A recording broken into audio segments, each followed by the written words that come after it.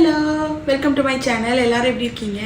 இன்னைக்கு கனடாவோட 2024 budget announce பண்ணியிருக்காங்க. இந்த பட்ஜெட்ல கனடா ஃபோக்கஸ் பண்றது இவ்வளோ நாள் கனடாவை பாடாப்படுத்திட்டு இருக்கிற ஹவுசிங் கிரைசிஸ் தான்.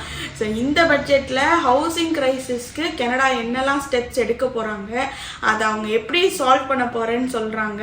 ஸோ இந்த டீட்டெயில்ஸ் தான் நான் இன்னைக்கு உங்களோட ஷேர் பண்ணிக்க போறேன்.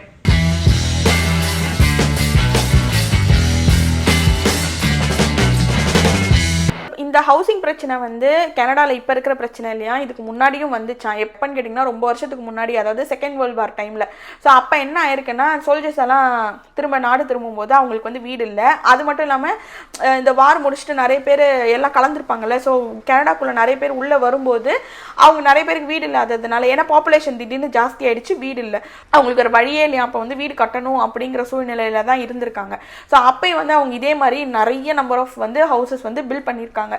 ஸோ இப்போ அப்போ பண்ணதை இப்பயும் எங்களால் பண்ண முடியும் அப்படின்னு சொல்லிட்டு தான் இந்த அனௌன்ஸ்மெண்ட் எல்லாம் அவங்க வந்து இப்போ பண்ணியிருக்காங்க. அப்படி என்ன இந்த பட்ஜெட்டில் சொல்லியிருக்காங்க அப்படின்னு கேட்டிங்கன்னா, 28 பேஜஸ்க்கு ஒரு பிளான் இன்ட்ரடியூஸ் பண்ணியிருக்காங்க. அந்த பிளான்ல பில்லியன்ஸ் ஆஃப் டாலர்ஸை இந்த ஹவுசிங் கிரைசிஸை சால்வ் பண்ணுறதுக்காக மட்டுமே அவங்க வந்து அந்த பிளான்ல சொல்லியிருக்காங்க.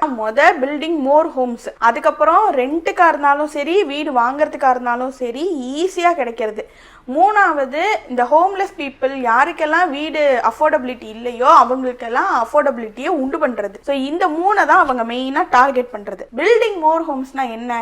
வீடு கட்டுறது தான், ஆனா ஃபாஸ்டர் ரேட்ல கட்டுறது. கனடா கவர்மெண்ட் எவ்வளோ கட்டணும்னு நினைக்கிறாங்கன்னா, 2031 3.9 மில்லியன் ஆஃப் ஹவுசஸ் அவங்க பில்ட் பண்ணணும் அப்படின்னு எஸ்டிமேஷன் போட்டிருக்காங்க.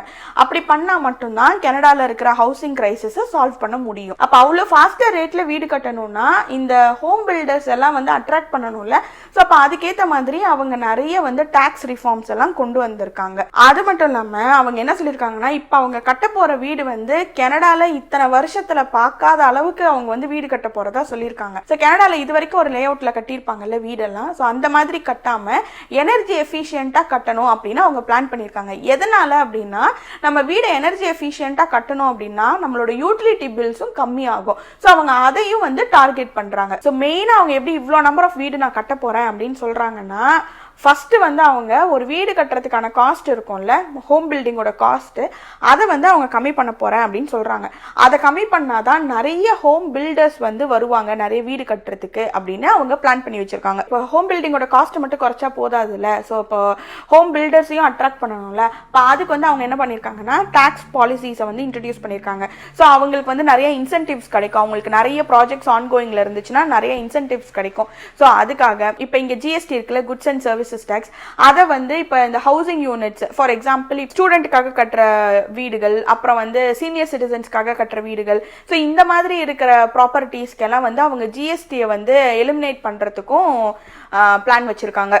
அதுக்கப்புறம் இன்னொன்று என்ன பண்ணியிருக்காங்கன்னா, நிறைய இந்த அன்யூஸ்டு பப்ளிக் லேண்ட்ஸ்லாம் இருக்கும்ல, அந்த பப்ளிக் லேண்ட்ஸ்லாம் வந்து அவங்க வீடு கட்ட போறதா அனௌன்ஸ்மெண்ட் பண்ணியிருக்காங்க. இந்த அளவுக்கு பில்டிங் கட்டணும்னா நமக்கு நிறைய அமௌண்ட் ஆஃப் ஒர்க்கர்ஸ் தேவைப்படுவாங்கல்ல வீடு கட்டுறதுக்கு. ஸோ இப்போ அவங்களுக்குலாம் என்ன அப்படின்னா, நிறைய டாலர்ஸை வந்து இந்த ட்ரைனிங் ப்ரோக்ராம்ஸ்க்காக அவங்க இன்வெஸ்ட் பண்ண போறாங்க. போஸ்ட் செகண்டரி கிராஜுவேட்ஸ்லாம் இருப்பாங்கல்ல, அவங்களெல்லாம் வந்து பர்டிகுலர்லி இந்த ட்ரேட்ஸுக்கு கொண்டு வர்றதுக்கு என்னெல்லாம் ட்ரைனிங் கொடுக்க முடியுமோ அந்த ட்ரைனிங்காகவும் அவங்க யூஸ் பண்ண போறாங்க. ஸோ அது மட்டும் இல்லாமல் ஃபெடரல் கவர்மெண்ட் நிறைய இந்த ஹோம்லெஸ் பீப்புளை வந்து டேக்கிள் பண்ணுறதுக்காகவே நிறைய அஃபோர்டபுள் ஹோம்ஸை வந்து அவங்க கட்ட போகிறதாகவும் சொல்லியிருக்காங்க. ஸோ நிறைய இந்த மாதிரி அஃபோர்டபுள் ஹவுசஸ் கட்டுறதுக்காகவே அவங்க $1 பில்லியன் வந்து அஃபோர்டபுள் ஹவுசிங் ஃபண்ட் அப்படின்னு ஒன்று எடுத்து வைக்கிறாங்க. அதோட இல்லாமல் கேபிட்டல் காஸ்ட் அலவன்ஸை வந்து 4%லேருந்து 10% ஆக்கிட்டாங்க. ஃபார் எக்ஸாம்பிள் இப்போ இந்த ஹோம் பில்டர்ஸ்லாம் வந்துட்டு வீடு கட்டுறதுக்கான காஸ்ட் இருக்கும்ல, அந்த காஸ்ட்டை வந்துட்டு டாக்ஸில் காட்டுறதுக்காக. ஸோ அது வந்து முன்னாடி வந்து 4% இருந்துச்சு, இப்போ வந்து 10% வரைக்கும் அவங்க காட்டலாம். ஸோ இப்படியெல்லாம் வந்துட்டு ஹோம் பில்டர்ஸ் வந்து அட்ராக்ட் பண்ணுறதுக்காக நிறைய பாலிசிஸை கொண்டு வந்திருக்காங்க. $15 பில்லியன் வந்துட்டு அப்பார்ட்மெண்ட் கன்ஸ்ட்ரக்ஷன் லோன் ப்ரோக்ராம் அதுக்காக யூஸ் பண்ண போகிறாங்க. இது வந்து எதுக்குன்னு பார்த்தீங்கன்னா, பேர்லேயே இருக்கல அப்பார்ட்மெண்ட்ஸ். ஸோ இண்டிவிஜுவல் ஹவுசஸ் இல்லாமல் அப்பார்ட்மெண்ட்ஸ், மல்டிப்ளெக்ஸஸ், மினிமம் 30,000 புது அப்பார்ட்மெண்ட்ஸ், மல்டிப்ளெக்ஸஸ் இந்த மாதிரி கட்டுறதுக்கு இந்த $15 பில்லியன் வந்து அவங்க ஒதுக்கி வைக்கிறாங்க. சிட்டிஸ்ல ரூரல் ஏரியாஸ்ல இந்த மாதிரி இடத்துல கட்ட போறீங்க அப்படின்னா இந்த அபார்ட்மெண்ட் லோன் ப்ரோக்ராம் மூலமா ஃபினான்சிங் வாங்கிக்கலாம். ஸோ இந்த அடிஷனல் ஃபினான்சிங்னால கவர்மெண்ட் வந்து எக்ஸ்பெக்ட் பண்றது எப்படின்னா 1,30,000 நியூ அபார்ட்மெண்ட்ஸ் வந்து 2031 கட்டிடுவாங்க அப்படின்னு அவங்க பிளான் பண்றாங்க. வீடு கட்டணும்னா பில்டர்ஸ்க்கு வந்து நிறைய இந்த டாக்குமெண்ட்ஸ் ப்ரிப்பரேஷன் இருக்கும், அப்ரூவல்ஸ் இருக்கும். ஸோ அந்த ப்ராசஸையும் வந்து அவங்க ஸ்பீடப் பண்ண போறாங்க. ஃபார் எக்ஸாம்பிள் இப்போ ஒரு அப்ரூவலுக்கு வந்து ஒரு 18 months ஆகுதுன்னா இப்போ அதை கொஞ்சம் ஸ்பீடப் பண்ணி 12 monthsல இப்போ நீங்க ஸ்டூடெண்ட் ஹவுசிங் ஏதாவது பண்ண போறீங்க அப்படின்னா உங்களுக்குலாம் இன்னும் ஃபாஸ்டர் அப்ரூவல் ரேட்டு. ஸோ இந்த மாதிரி பாலிசிஸையும் வந்து அவங்க கொண்டு வந்திருக்காங்க. இப்போ ஆல்ரெடி அர்பன் ஏரியாஸ்லாம் ஃபுல் ஆயிடுச்சு இல்லை, அங்கே வீடு கட்ட முடியாத மாதிரி. ஸோ இப்போ அதுக்கு அவங்க என்ன சொல்யூஷன் கொண்டு வந்திருக்காங்கன்னா இந்த ஷாப்ஸ் பிஸ்னஸஸ்லாம் இருக்கும்ல அதுக்கு மேலெல்லாம் வந்து வீடு கட்டுறது, நம்ம ஊர்லலாம் இருக்கும்ல கீழே கடை இருக்கும் மேலே வீடு இருக்கும்ல, ஸோ அந்த மாதிரி அப்ரோச்சையும் அவங்க பண்ணலாம் அப்படின்ட்டு இருக்காங்க. ஸோ இந்த மாதிரி டாக்ஸ் அண்ட் ரிஃபார்ம்ஸ் எல்லாம் வந்து ஹோம் பில்டர்ஸ் அட்ராக்ட் பண்றதுக்காக அவங்க கொண்டு வந்திருக்காங்க. சரி, இது ஹோம் பில்டர்ஸ்க்கு. இப்போ வீடு ரெண்ட்டுக்கு எடுக்கணும்னு நினைக்கிறவங்க, வீடு வாங்கணும்னு நினைக்கிறவங்களுக்கு இருக்கணும்ல, ஸோ அவங்களுக்கு என்ன பாலிசிஸ்லாம் கொண்டு வந்திருக்காங்கன்னா நிறைய பாலிசி ஆல்ரெடி அவங்க இன்ட்ரடியூஸ் பண்ணிட்டாங்க.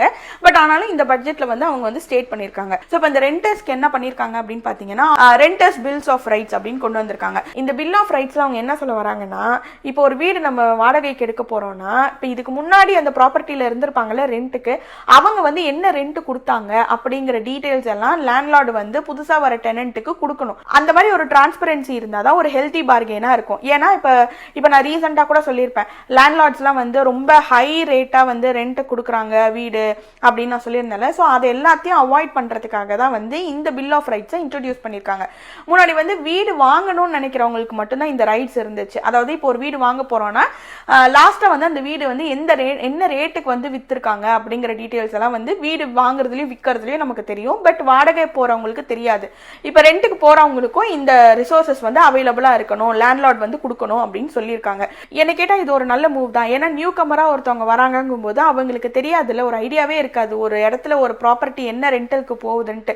ஸோ இப்போ இந்த மாதிரி ரிசோர்சஸ் இருக்கிறதுனால இப்போ அவங்களுக்கு தெரியும் இதுக்கு முன்னாடி இருக்கிறவங்க இவ்வளவுதான் கொடுத்தாங்க, அதனால இப்போ இந்த லேண்ட்லார்ட் கேட்கறது தப்பு இல்லைங்கிறது அவங்களுக்கும் டிரான்ஸ்பரண்டா இருக்கும். ஸோ இது ஒரு நல்ல மூவ் தான். இது வந்து ஆல்ரெடி ரிலீஸ் பண்ணிட்டாங்க இந்த ஒரு ரைட்ஸ். அதோட இல்லாம ஃபெடரல் கவர்மெண்ட் என்ன இன்னொரு ரூல் கொண்டு வந்திருக்காங்க அப்படின்னா நீங்க வந்து கரெக்டா ஆன் டைம் நீங்க உங்களோட ரெண்டல் பேமெண்ட்ஸ் எல்லாம் பண்ணிட்டீங்கன்னா அது வந்து உங்களோட கிரெடிட் ஸ்கோர்ல வந்து ஆட் ஆகும். இது வந்து முன்னாடி கிடையாது, ரெண்டல் பேமெண்ட்ஸ் வந்து கிரெடிட் ஸ்கோர்ல ஆட் ஆகாது. இப்போ வந்து நீங்க ஆன் டைம்க்கு கரெக்டா உங்களோட பேமெண்ட்ஸ் எல்லாம் பண்ணிட்டீங்கன்னா உங்களுக்கு கிரெடிட் ஸ்கோர் இன்க்ரீஸ் ஆகும். ஸோ கிரெடிட் ஸ்கோர் இன்க்ரீஸ் ஆச்சுன்னா ஆட்டோமேட்டிக்கா நீங்க வந்து வீடு வாங்க வரும்போது உங்களுக்கு மார்ட்கேஜுக்கு இன்ட்ரெஸ்ட் கேட்பீங்கல்ல, அப்போ வந்து உங்களோட மார்ட்கேஜ் இன்ட்ரெஸ்ட் வந்து இந்த கிரெடிட் ஸ்கோர் இன்க்ரீஸ் ஆகிறதுனால உங்களுக்கு மார்ட்கேஜ் இன்ட்ரெஸ்ட் வந்து கம்மி ஆகும். ஸோ அவங்க வந்து இந்த மாதிரி ஒரு பிளான் வந்து கொண்டு வந்திருக்காங்க.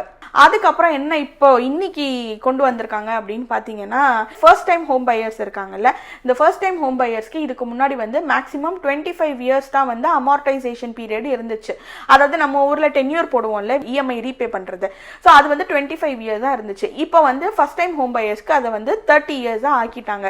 விச் மீன்ஸ் அவங்களுக்கு இன்னும் கொஞ்சம் எலாங்கேட்டட் பீரியட் இருக்கும். ஸோ இஎம்ஐ வந்து கம்மி ஆகும். அது மட்டும் இல்லாமல் இங்கே ஆர்ஆர்எஸ்பின்னு ஒரு பிளான் இருக்கு. அந்த ஆர்ஆர்எஸ்பியில் நீங்கள் கொஞ்சம் காசு போட்டுட்டே வருவீங்க. அந்த காசுல வந்து இப்போ நீங்கள் ஃபர்ஸ்ட் டைம் நீங்கள் ஹோம் பையராக இருக்கீங்க அப்படின்னா நீங்கள் அந்த காசை வந்து டாக்ஸ் இல்லாமல் வித்ட்ரா பண்ண முடியும். முன்னாடி வந்து அந்த ஆர்ஆர்எஸ்பிலேருந்து நீங்கள் $35,000 தான் நீங்கள் வந்து வித்ட்ரா பண்ண முடியும். இப்போ வந்து எக்ஸ்ட்ரா ஒரு $25,000 நீங்கள் வித்ட்ரா பண்ணலாம். ஸோ ஆல் டுகெதராக இப்போ நீங்கள் ஒரு 60,000 வந்து உங்கள் ஆர்ஆர்எஸ்பிலேருந்து வித்ட்ரா பண்ணிக்கலாம். ஸோ இந்த பிளானையும் கொண்டு வந்திருக்காங்க. அது மட்டும் இல்லாமல் இன்னொன்று என்னன்னா low cost financing options secondary சூட்டுக்கு. அப்படின்னா என்னன்னா இப்போ உங்களுக்கு ஒரு வீடு இருக்கு, அந்த வீட்டில் வந்து இப்போ ஒரு பேஸ்மெண்ட் கட்டணும், ஆறு பக்கத்துல ஏதாவது ஒரு அடிஷ்னல் வீடு மாதிரி நீங்க கட்டணும், அதை ரெண்ட்டுக்கு விடணும்னா கவர்மெண்ட் வந்து இப்போ என்ன பண்றாங்கன்னா லோ காஸ்டா ஃபார் எக்ஸாம்பிள் $40,000 வந்து லோ இன்ட்ரெஸ்ட் ரேட்ல அவங்க உங்களுக்கு தருவாங்க. ஸோ நீங்க ஒரு பேஸ்மெண்ட் ஏதாவது ஃபினிஷ் பண்றீங்க அப்படின்னா நீங்க வந்து அதை ரெண்ட்டுக்கு விடலாம். ஸோ அதுவும் அகைன் அவங்களோட ஹவுசிங் கிரைசிஸை சால்வ் பண்ற மாதிரி தானே. ஸோ அதுவும் அந்த ஒரு பாலிசியும் கொண்டு வந்திருக்காங்க. நான் ஏன் இந்த வீடியோ பண்ணேன் அப்படிங்கிறதுக்கு ரீசன் என்னன்னா நானே வந்து சொல்லியிருக்கேன் ஹவுசிங் கிரைசிஸ் இருக்கு அப்படின்ட்டு. அப்ப அதுக்கு கவர்மெண்ட் எந்த ஸ்டெப்புமே எடுக்கலன்னு நம்ம நம்ம சொல்ல முடியாதுல்ல. ஸோ கவர்மெண்ட்டும் அதுக்கான ஸ்டெப்ஸ் எடுக்கிறாங்க. ஸோ இந்த அனௌன்ஸ்மெண்ட்லாம் பண்ணியிருக்காங்கன்னு சொல்கிறதுக்காக தான் நான் இந்த வீடியோ பண்ணேன். நான் சொன்னது வந்து கம்மி தான். ஏன்னா நான் சொன்னேன்ல 28 பேஜஸ் அனௌன்ஸ்மெண்ட் அது அப்படின்னு சொல்லிட்டு அது எல்லாத்தையும் நான் எக்ஸ்பிளைன் பண்ண முடியாது. அதனால கீ ஃபீச்சர்ஸை மட்டும் தான் நான் இன்னைக்கு உங்களுக்கு எக்ஸ்பிளைன் பண்ணேன். இதை தவிர இன்னும் நிறைய இருக்கு. நீங்க என்ன நினைக்கிறீங்க இந்த ஸ்டெப்ஸை பத்தி? அதையும் எனக்கு வந்து கமெண்ட்ஸ்ல சொல்லுங்க. நான் உங்களெல்லாம் வேற ஒரு வீடியோவில் மீட் பண்றேன். இந்த வீடியோ உங்களுக்கு பிடிச்சிருந்துச்சுன்னா லைக் பண்ணுங்க, ஷேர் பண்ணுங்க, மறக்காம சப்ஸ்கிரைப் பண்ணுங்க. So thank you so much. Bye bye, take care.